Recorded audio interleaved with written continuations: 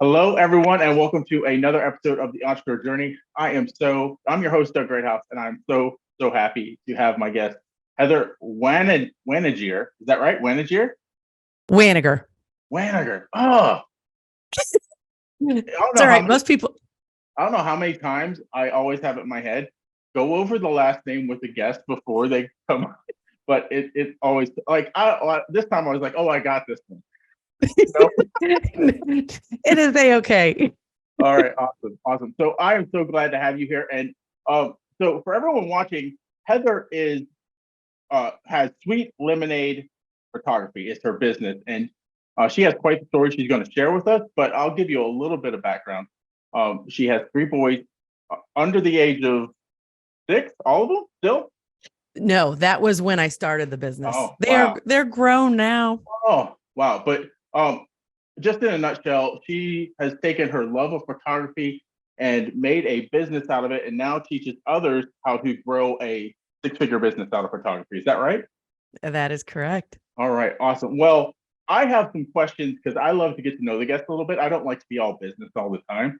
I like to get to know the guest. So I have a few questions around that because I just want to get to know you. So I know you Okay. love to travel, and I love to travel as well. So you went to Venice last year. What was your Yes. favorite part of that trip? Oh, that trip was loaded because we did a lot. We went for 2 weeks and we hit Rome and Venice and Florence and Pisa and Sorrento and Positano. And then we hit Greece, we did Denmark, and we did Turkey. So to ask what my favorite part is, that feels Wow. a little loaded. I will say that just in general, I love to travel and I love to explore. And, like the fact that you're like, I want to get to know you personally. I'm like, this is where I want to be because life is about connecting with people and just being on a journey together. And so my travels, I love to hear new stories about people. The funniest story is actually on that trip is I was proposed to Oh, wow. Nice. to a guy in Turkey. He said, maybe you come back time. I show you around. Next time we propose. I'm like, Wow. hey, so nice meeting you. Quick to the punch. I In the know. marketing world, that's a no-no, right? You don't ask someone to marry you Yeah, right yeah. away. That's I didn't we didn't have that warm period to be able to, create that No nurture, like nurturing. know and trust, right? But I think with travel, like my favorite thing about the trips is just who I'm with. So it's being able to create new experiences with those that I love most. And so to be able to take all three of my boys on a trip overseas for 2 weeks, Mm, to me, that was the magical part. It wasn't even necessarily about where we were, it's just who we were with. nice. Well, my wife and I, that's kind of like our dream vacation. We haven't went there. We're going to Hawaii this summer or next summer, I believe. That's one of our one main destinations we want to get to. But Italy is the next one. And you've Yeah. been there. But what I've always heard is Rome's great, but you kind of want to go to the outside Mm. of Rome to really experience Italy, right? Yes. Yeah. Oh, and I would agree with that 100%. Yeah, I'm glad we went to Rome and it yeah, wasn't my favorite. yeah. Yeah. I mean, you get to see all the things the tourists go to see, right? But you to really experience Italian culture, you've got to kind of go outside of that. Yeah. Yeah, absolutely. No, we really enjoyed just kind of like the countrysides of it, where it's just a little slower pace and it wasn't all the touristy. I warned my boys, I'm like, we are gunning on this trip. There's a lot of things. We're doing a lot of the touristy things and we'll find times to be able to relax and really soak up the environment too. I'm Nice. excited that you're going. It's Yeah. it's a great place. I think next on our bucket on our list is Australia and New Zealand, and Ooh, we're talking about maybe going there next summer. nice. Yeah. The other thing that excites me about Italy is my wife and I are both foodies, so Italy has Yes. food. Oh my goodness. Yes. So, That and the wine, if you guys are mhm, wine drinkers, mhm. cheap and good, so it's like, Yeah. it's like so many times I'm like, can you have a cheap, good, and fast? You got to pick two. I'm like, man, you can actually have all three when it comes to the drinks over there. And Nice. the gelato, oh my goodness. Mm, Like, I'm not even a huge ice cream person, in general, it's not something I crave over there. Every single day, if not twice a day, we are finding somewhere, and we found oh. the best pistachio gelato. Like it was just so, Ooh. so good. Oh, I already So know what I'm good. gonna have when I go over there. Yes, I'll 'Cause give you all the hot spots for where to go for that. I am an ice cream person. So Okay, yeah, you're gonna love it. let's go back to the photography, but still around a little more personal questions. So what is Yeah. the all-time favorite photo that you have taken while on a trip? All right. It's easy for me to say right now. Is from a picture that we took last summer when we were on that trip, and when we were in Greece, and we were in Santorini, and all my boys. You could go. I think it's 568 steps you climb up, Oh, and wow. they're not easy steps. So you can either take a donkey up, you can walk them, or you can take this little tram. Everybody kind of in our group, because we had about 15 people total. Everybody chose a different way, and when we get up to the top and we get to that last step, one of my boys chose to walk it, and it took him a little longer to get there because it Oh, was a haul. He was exhausted. His shirt was off. He was like, he finally made it. And we get up there and we see this view, and it was this expansive view, like what you think of the Greece, the all white, and just for all, as far as your eye can see, you see this. And I'm like, oh my goodness, I'm like, can we get a picture here? And with my boys, they don't like to have pictures taken. And so I'm very strategic in making sure I'm not asking too many times. Right. And so I'm like, oh guys, I'm like, this is really pretty. Can we have a picture? Can we get a family picture? And we sit down, and then I'm seeing it. I'm just absorbing and looking at all of it. I'm like, oh, guys, this could be the picture of the trip. And I asked my son, I'm like, can you put your shirt on just first? Like, he was sweating and dripping. I'm like, can you just put your shirt on for just one picture? And we get there, and then I'm like, and I have 3 teen boys. They're 21, 18, and 17. And they all kind of like their space. I'm like, can we scoot together? Can we put your arms around each other? And we took this picture. oh. And I have a 24 by 36 hanging up in my living room right now. It's my screensaver. It's one of those moments that the view was as beautiful as what I was expecting it to be. Right. And in person, it was magical. And to have a picture of all my boys together with that in the background, that's my favorite. That is awesome. And my mind always goes to relating it to the entrepreneur journey, and I'm thinking all the 3 different ways that you can get up there, right? Yes. Like there are different paths you can take on your entrepreneur journey to get to the destination. Absolutely. And Yeah, we all got there, and we all yeah, got to enjoy that beautiful view. I love that. yeah. I'm going to use that in the future. I think that's really good. There you go. Yeah, and it's personal to you. So there you go. Yes. Yeah, for sure. So now I'd love to know what's your favorite photo that you did not take. Favorite photo I did not take. Um, I think, like, for me, I mean, as a photographer, I think some people might be like expecting, like, these big, expansive, beautiful views or the nature or things like that. I'm not a nature photographer. I have friends that I'm like, I want to just travel with you because their pictures, the way they can capture the over expanse of where we are, is incredible. And that is, not my thing. So I really like to just try to be in the moment as much as I can. I find joy in life and everything that I do. And so I want to be enjoying the moments with them. And so sometimes there are little, like, idiosyncrasies of a trip. And again, it correlates to the relationship with my boys. It's like there was something that I'm like, oh my goodness. And I could almost tear up thinking about, like, just these little interactions with them that were so sweet, that I felt like that as they grow, and they're growing into being, they've always been their own humans, right? But it's like they're expanding in their own world. And it's like to have this little snippet of time where maybe they grabbed my hand for a second, or maybe I saw their good manners coming through, and, just holding the door open. It's like those kinds of things I would love to have a picture of. And I know my boys would be like, put the stupid phone away. Right. So I Yeah, choose not to have those photos, but those yeah, memories inside are embedded to me just as much on trips as, the big moments too. yeah. The photo in your mind, right? Mm-hmm. The Yeah. memories of remembering that. That's Yeah. pretty awesome. All right. I usually, this is another thing I like to do. It's called fill in the blank. So fill in the blank. If I started my entrepreneur journey over today, I would do blank first. Oh, that's easy. I do a cost of doing business. Oh, nice, nice, nice. All right. Yeah. Yeah. That was something that I didn't do for 5 years. I Wow. didn't, I was, my journey in understanding life, business, numbers, all of that. It was really, I say a lot of times that I was my mid-30s before I became an adult, because of the marriage that I was in and how my life was, prior to marriage and school and all that. I was always taken care of Mm. and didn't have the opportunity, didn't choose to try to step in to learn more. Right. So then now, at that point, I'm divorcing, becoming a single mom, trying to figure out what to do in my life. I didn't know that stuff. I didn't know the steps. And so looking back, I'm like, man, if I'd done that 5 years earlier than what I did, just think what I could have done. Right. And so, I mean, I can look at it that way and be like, oh man, feel bad about it. But at the same time, it's like, because I learned at the time that I truly believe when I was meant to learn and grow, because my boys were 6, 7, 8. They're getting up into the ages of, now we're talking about money. We're talking about budgeting. We're showing these things. I was learning at such a beginner level at a time when I think a lot of adults maybe already feel like they've got that stuff figured out.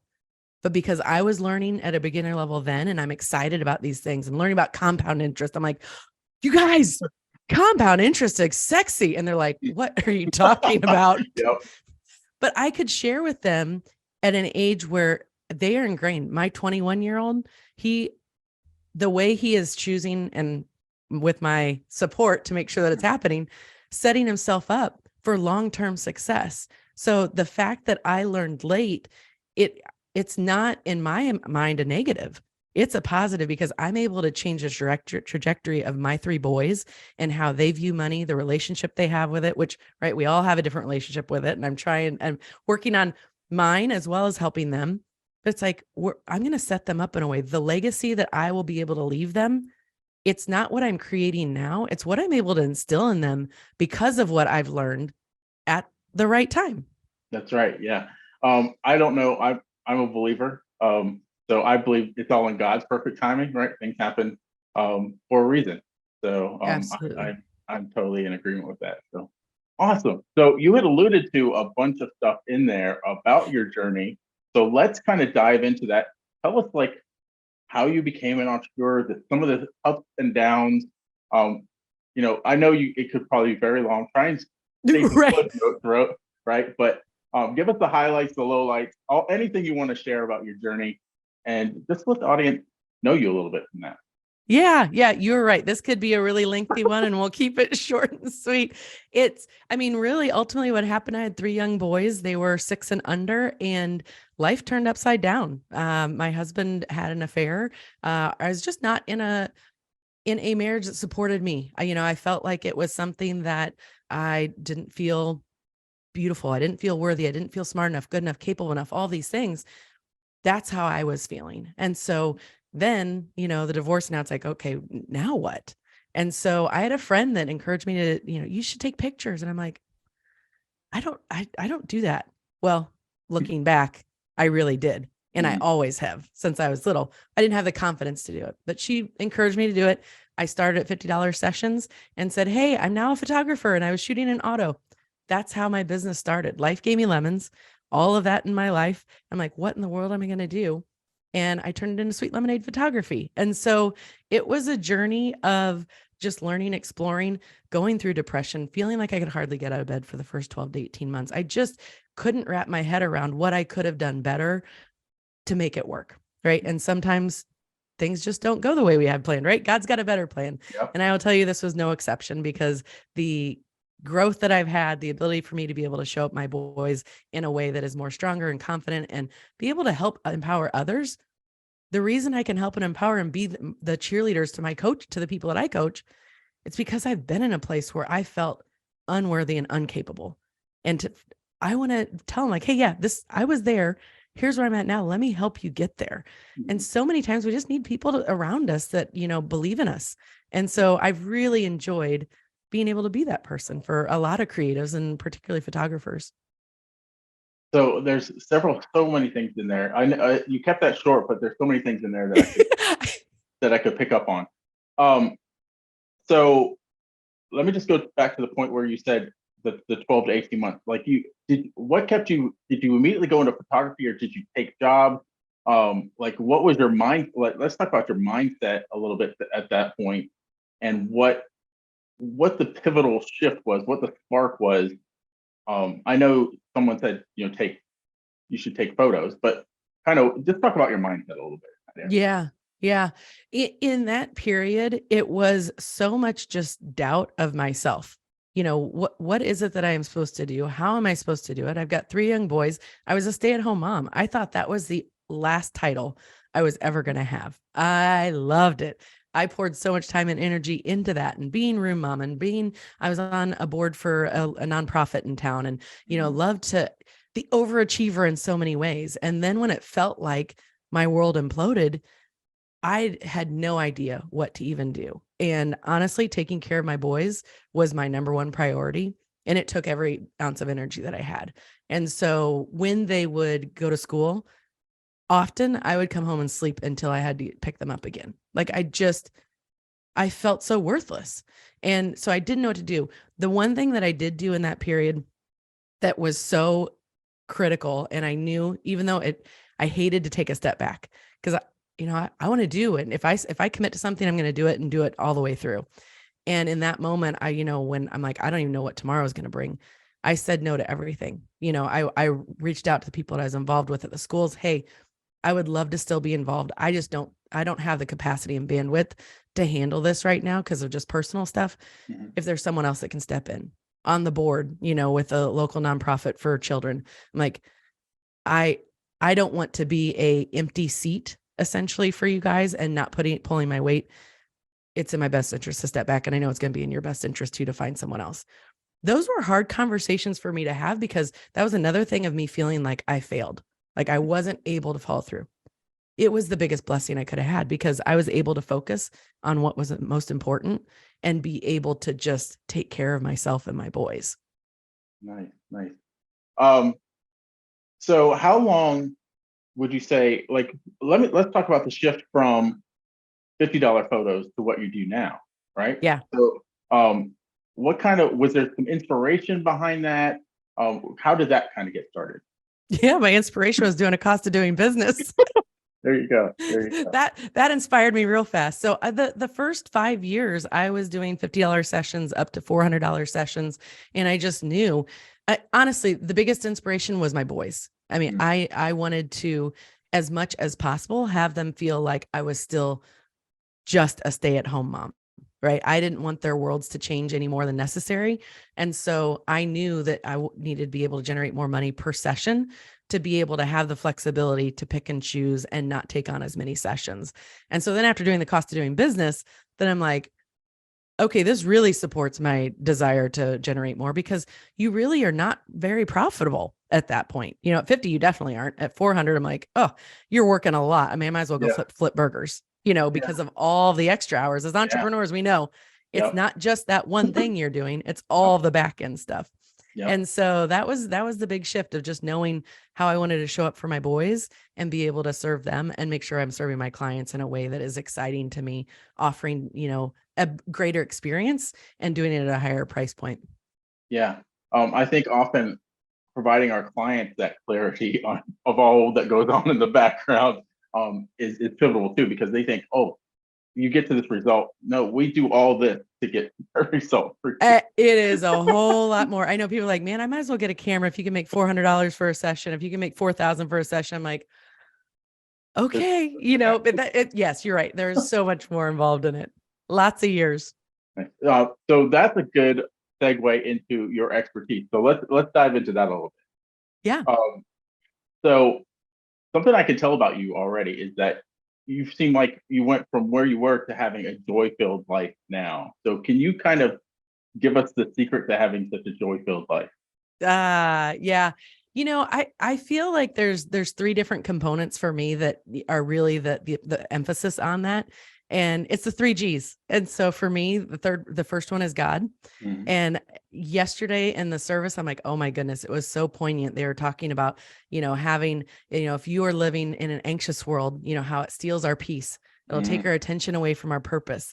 And I'm like, oh my goodness, yes, and I'm like, I was so glad that we were going to talk today. Cause I'm like, this is right on. Cause it's like, it's faith or fear, it's, you can't have both. And so I think that when I can focus on my relationship with God, that I can have a sense of calmness and peace in my journey. And, trying to, as I sit here trying to figure out my next step, I'm like, I get to just be, confident in taking action and being faithful in that. And everything else is going to fall into place. And when it feels like the more emphasis and worry I put on things, the harder it is to get to where I want to go. And when I can release and just be like, you know what, God, I know you got it. All of a sudden, talking about going up the path, on those steps, right? All of a sudden I was walking up those steps. And when I can release it and be like, okay, I know you've got it. Show me the way. What do you know? I'm taking that tram up. It's a whole lot easier to do that. And so for me, I find so much of my joy and my strength in God. Yeah. Next one is gratitude. For me is just being grateful. I mean, even in things as I've shared the story, it's like, I could choose to be, upset and vengeful and, angry or feeling like, oh, woe is me for something, even minor things, right, that can happen throughout the day. And instead I'm like, you know what? No, I'm thankful this happened. I know there's a blessing in it, so tracking it, from like journaling or just thinking about it in the moment and flipping the script and how I'm thinking about it, because our subconscious is so powerful. So it's like, no, I'm going to be thankful for everything. And for me too, gratitude with even the finances, because there are times, I mean, I could have 3 boys in college, in another year. Okay. So talk about finances, right? I'm like, I could get a little worried about that. And when I track, there have been times where I'm like, I will track every dollar that comes in, if I have a goal set and it's like, oh my goodness, how in the world am I ever going to get there? And then all of a sudden, as I'm tracking, I'm like, wow, God is so good and keep showing up and abundantly. So it keeps me in that abundance mindset. So with gratitude, it keeps me in abundance mindset. And then giving, for me, it's giving and it can be just giving of compliments. Like as I drive through and I see someone and they're just so personable or they've got a great smile. So often in the past, I would have thought, nice smile and leave it at that. And instead I'm like, you know what? Thank you for showing up with that smile. I'm like, you just made my day. And you see that smile go even bigger, right? I mean, help us fill each other's cups, with, it can be compliments, it can be time, it can be money, whether it's your mentoring or anything, just giving. Because for me, when I give, it's creating those open hands, right? As opposed to clenching onto the dollars, which, there's times I get to remind myself to unclench, right? When I have those open hands, the entrepreneur journey is so much better. It's so much more fruitful, so much more enjoyable, and it's so much more joyful. Yeah, so much of that resonates with me. You and I are very like-minded in all of that. I was just having a conversation with someone that's been on my podcast previously, and I was actually on her show, and we talked about this. And how am I able to have so much joy, right? Because you have God. If you don't have God, it's a struggle. It's a struggle because you don't have that. Like when you hit those valleys, you have nothing to lean on, right? But when you have God, you have so much. And I love your analogy of, instead of going up steps, you were able to get on that, not the escalator, the little tram. The tram. Yeah. Because that is what it feels like. And the journey, he kind of moves the path for you, right? Absolutely. Even though there's still bumps in the road, but 100%. You don't feel them. You don't feel them as if he wasn't there. You'd be in the hole. You'd be in the hole instead of just a bump. Absolutely. There's a video that I've seen circle through social media several times, and it's this. I think it's a sheep that this guy pulls out of this little narrow ravine, like he totally gets stuck, and he pulls him out. And he runs and they're like, and this is God pulling me out of this one thing. And then he just jumps right back in, right? Like you were down in the hole of, God will keep pulling you out, but you know what? It's easier when you follow along. And you mentioned that about like having him to lean on. That honestly, in the first couple of years after, the divorce, well, I was in court for 10 years through the divorce process. So it wasn't just a quick little check off the box. Now we get to move on. It was a lot of emotional turmoil in that time. And that was one thing that I'd said that I remember. I'm like, I get to figure out how to continue to have that great relationship where I leaned on him, because in those first couple of years, there was absolutely no way I was doing anything on my own. And I clung to him in a way that is still, any other time in my life has not been as impactful as it was then. Right. So I'm like, okay, I get to figure out and just make sure that I find that relationship and have it every day. Cause we don't have to wait for that time when we feel like we can't do it all on our own to have it. But that's what it took for me to get down there. Is like, okay, you've got it. And I see his handiwork through all of it, all to this day. Yeah. He has had such a hand on mine and my wife's life. It's just so miraculous in a lot of ways. Mm-hmm. So awesome. The other thing you said in there about giving, I have an experience in my journey where I was tight-fisted with the money, right? And even when it comes to tithing, right? But you got to realize it's not yours. It's not yours. You give it back out. You give, and you will be surprised at how much comes back to you, because Yeah. it's the whole thought of how you're thinking about the money. Is your faith in that, right? Yeah. So yeah. And I think it's something that if people haven't tried it, just try it and see what happens. Mhm. You know, Mhm. I mean, I have conversations of that with my boys too. My youngest, particularly. I mean, he wants well, when he was 16, he thought I could get him a McLaren PS for a car, as a 16th birthday. I'm like, so, he likes the stuff. And hey, I always tell him, like, that's awesome. Enjoy your stuff, work hard for it and reward yourself for it. And here's the cool thing. When you give so much, more is going to come back. You wanted a McLaren PS? Hey, maybe when you're 21, you'll have two of them instead because you're giving. He's like, I don't understand this giving. Yeah. I'm like, we'll continue to have conversations, and just try it, because it is. It has never. That's I'm going to do double negative. Never not worked, right? When we are giving and we are gracious with our time, with our energy, with the money, resources, and everything, there's just so many more opportunities that present itself. It's like, it's just our faith. Hey, you're going to give. Let me show you let me show you what I can do, says God.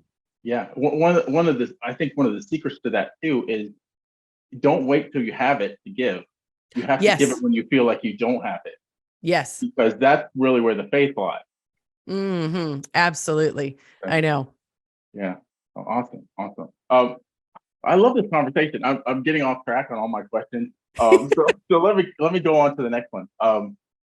So to carry on from the fill in the blank I asked earlier, if you were giving guidance to someone that was just getting started on an entrepreneur journey, or maybe just starting over, what would be some of the things you tell them?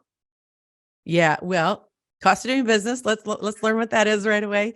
And for me, after learning my cost of doing business, when I started really tracking my numbers, because for years it was just, okay, cool. So whoever wants me to take their pictures, they'll come find me. I've put my stuff out, right?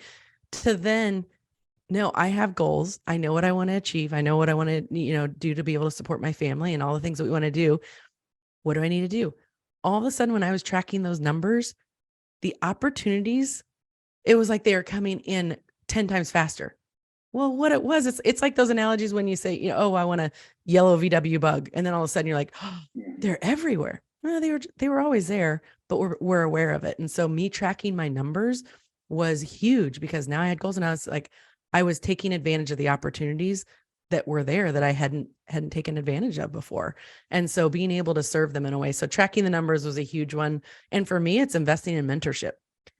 Every time that I have leveled up in a big way, it's kind of like the faith, in tithing too. I mean, when I'm investing in a coach, it's like, oh man, this is a lot of money.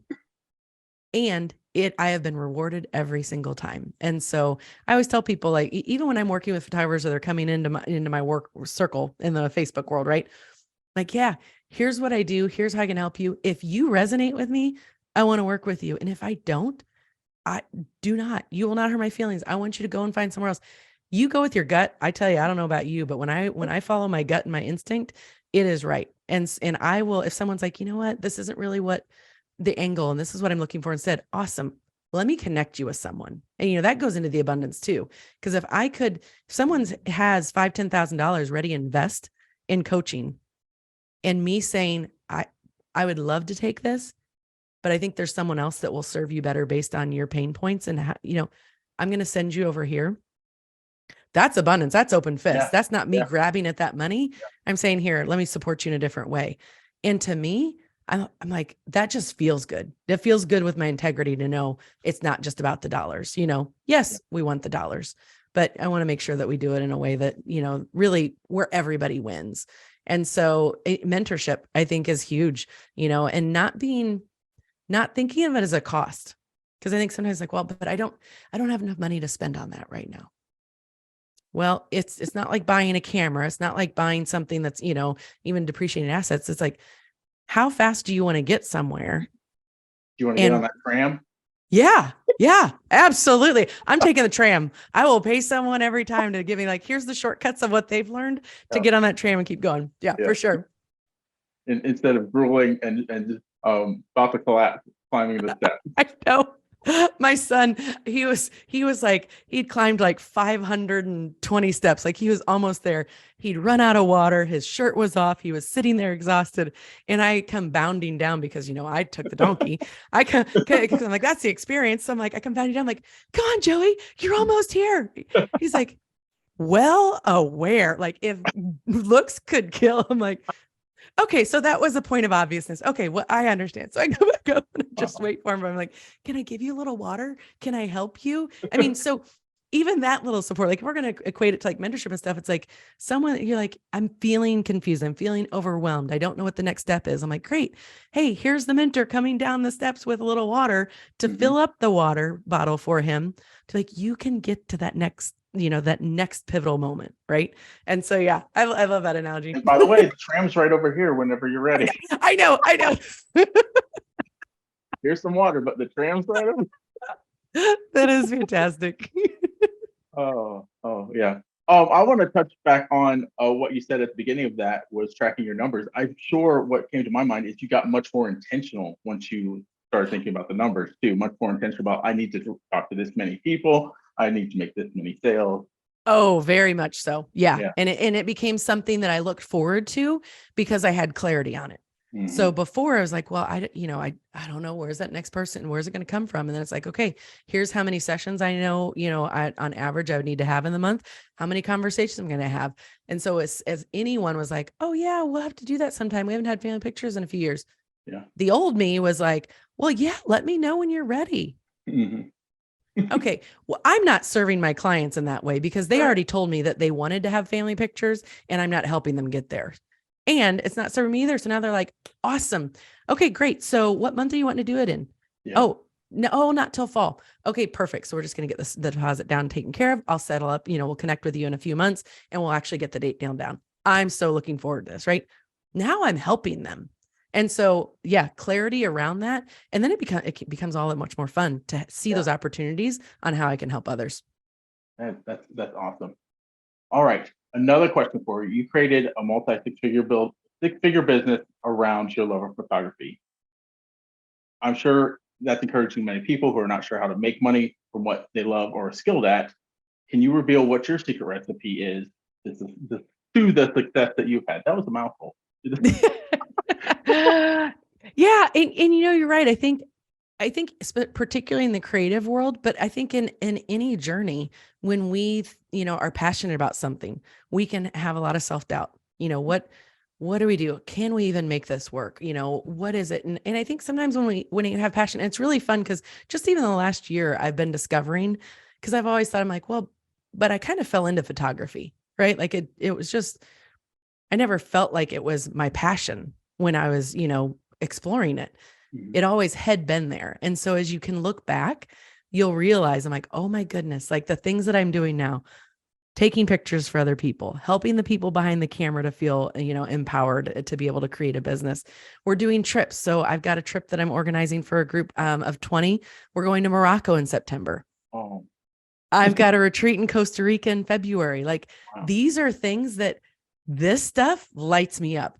To help people to be able to travel, like, and photography, I'm like, this is my magic. And yet I didn't think it was, right? I mean, but as it all came around, I think when we talk about like, if we're like, well, what's our purpose? Where's our passion? Where does it lie?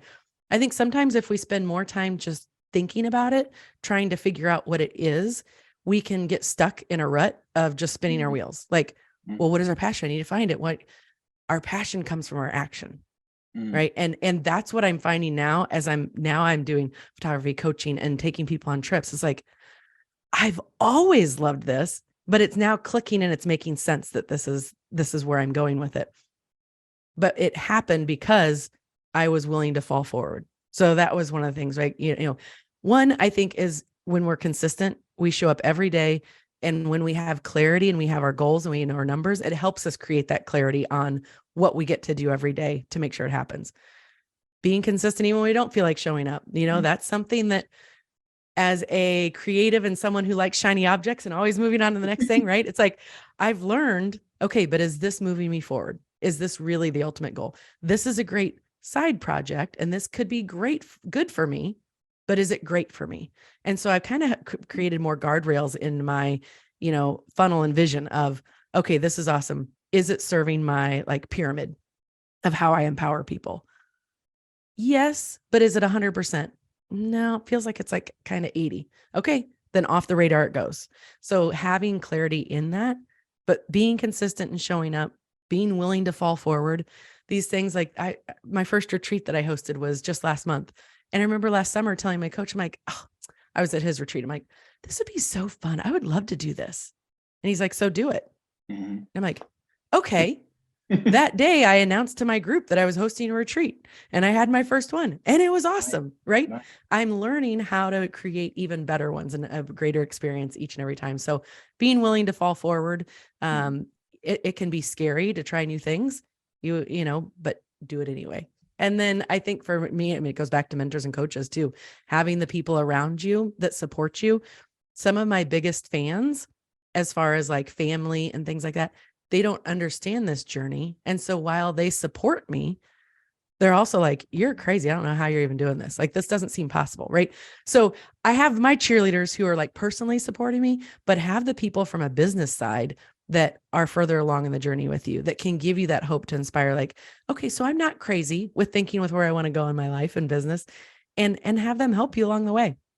Yeah, that's one of my primary motivators for starting the Entrepreneur podcast for the group that I have, is because this can be a very lonely journey if you don't have others around you on the same path, right? Or going on similar paths anyway.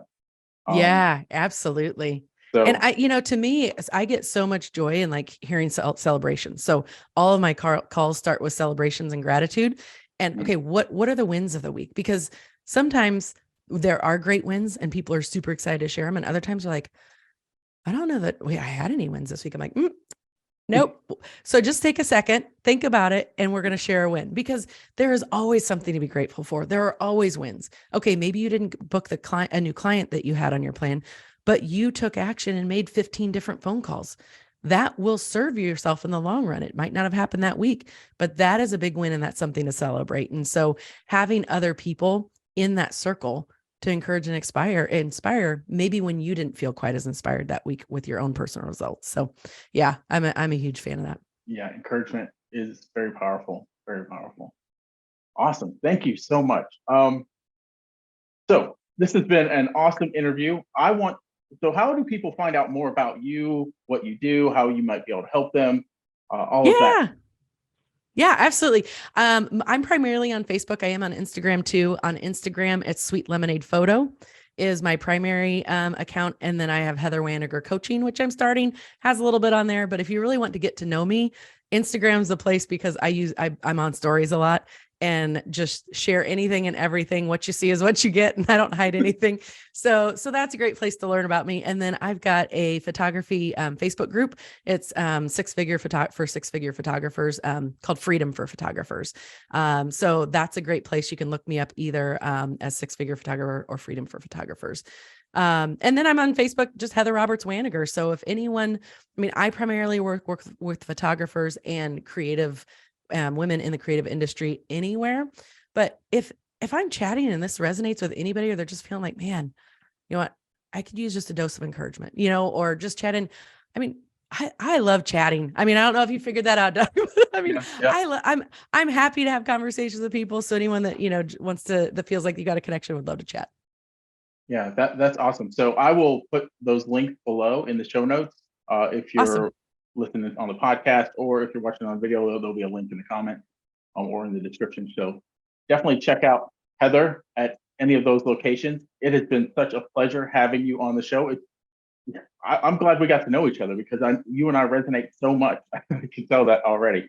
I do always ask this at the end too. Do you have any other parting words for the entrepreneurs? Kind of talk about encouragement. Yeah. Okay. I love this. One of the quotes that I actually have on my computer that I keep is, crisis destroys you or creates you. You choose. I've not heard that one before. That's very good. And that's something, yeah, crisis destroys you or creates you. You choose. Yeah. Yeah. I love that. And for me, I mean, the last couple years, everything and all the personal growth and journey I've had, it's all around choice.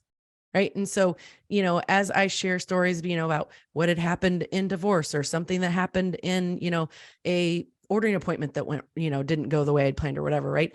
You can talk about it in a way like, oh man, yeah, well, this to happen. And then they said this and this and that. And it becomes this really big kind of drama filled victim story. And there are instances like, particularly in the divorce, that I'm like, I never felt I was playing victim, but in ways I was when I realized how I was framing my conversations and my thoughts. So then it's like, okay, I chose, right? When you say, I chose to do this, I chose to feel this way, I chose to stay in the relationship, I chose to do this, all of a sudden, the emotion around it was gone. My story was shorter. And all of a sudden, I get to take ownership in it. And it's like, all right, so I didn't like all that happened. What is my choice now? And I think in business, it's the same way, right? What do we choose? You know what? Oh my goodness, not a single person, booked a call and I wasn't able to help anybody. And now my sales aren't blah, blah. Okay, now we're in victim mode. Well, what is the choice? Okay, so last week, I chose to only make one call. I chose not to actually make the ask. I chose to this, right? Okay, now all of a sudden, now it just kind of takes it into more clarity of, okay, so I chose that. What do I want to choose next time to make sure that it serves me better? And so, my life, I've had, I've had crisis, right? And at some point, most people will have some sort of crisis. I would say all, but let me not make an assumption, right? But we get to choose. And at the end of the day, it's our choice. And we get to choose how we show up in life. We get to choose our energy. We get to choose our path and, how we want to serve others. It's our choice. That is so good. I had never heard that quote before. I'm going to use it. It is I so love good. it. Because so many entrepreneur stories start from a crisis. Kind of like yours did. Yeah. Like that has been the inspiration for so many things. And yeah, it's really, really cool. And I like to also think that in that you can either be focused on the problem or you can start focusing on the solution, right? Absolutely. So thank you. Thank you so much, Heather. It's been a pleasure. And until next time, keep moving forward.